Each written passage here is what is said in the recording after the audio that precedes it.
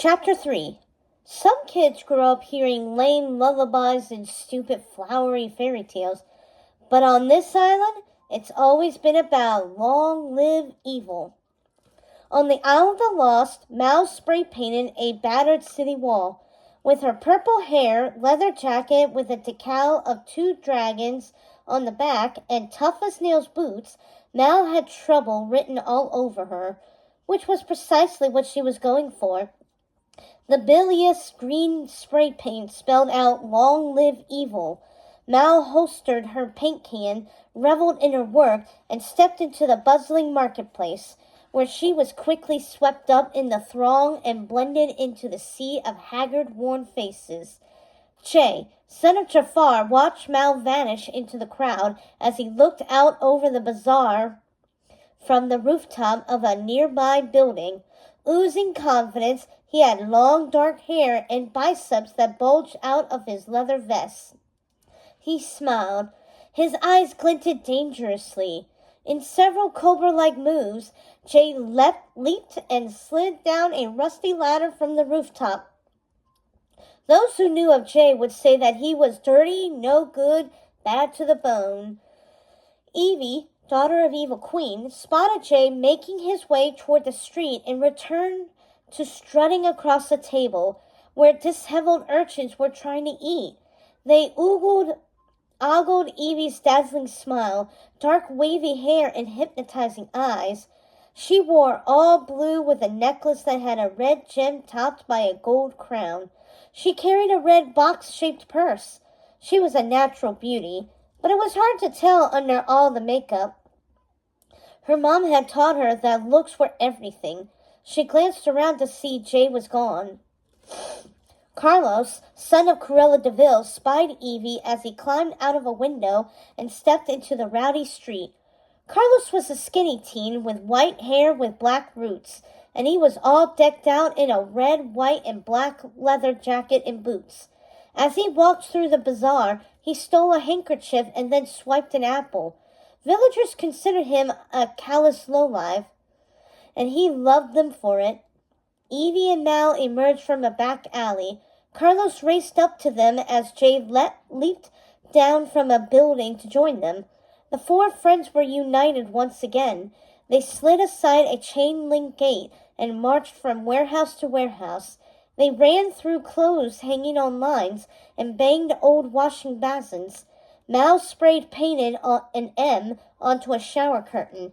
Jay stole a teapot. Evie flirted with a merchant. Carlos kicked over a food basket. As they stomped out onto the filthy street, the friends struck fear and respect into the hearts of the street hawkers, picking pockets and scam artists.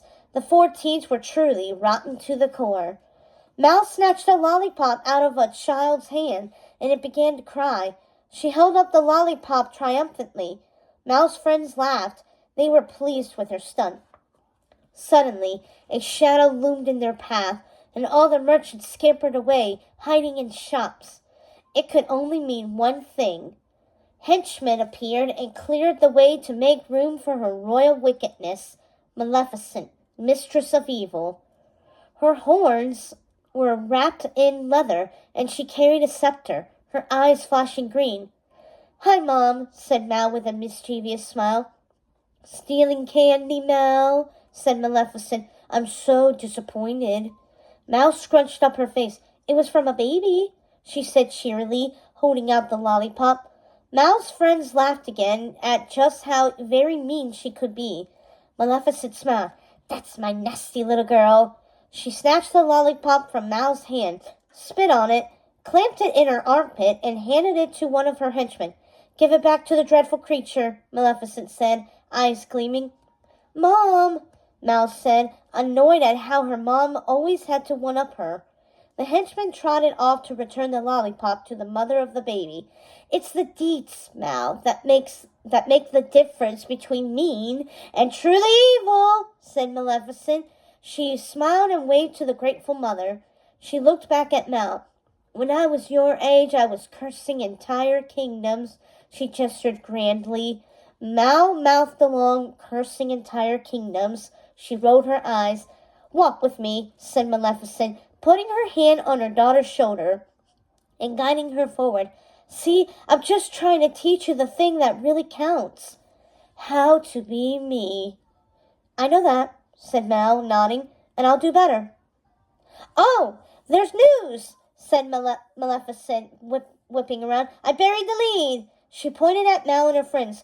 You four have been chosen to go to a different school. In Oradon.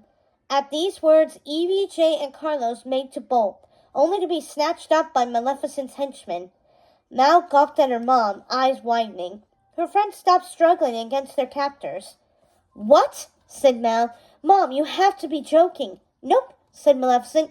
You'll be joining the bastion of privilege and exclusivity of Oradon Prep. The words left a sour apple taste in her mouth. Mom, I'm not going to some boarding school filled to the brim with prissy pink princesses, said Mal. And perfect princes, said Evie dreamily as she stepped beside Mal.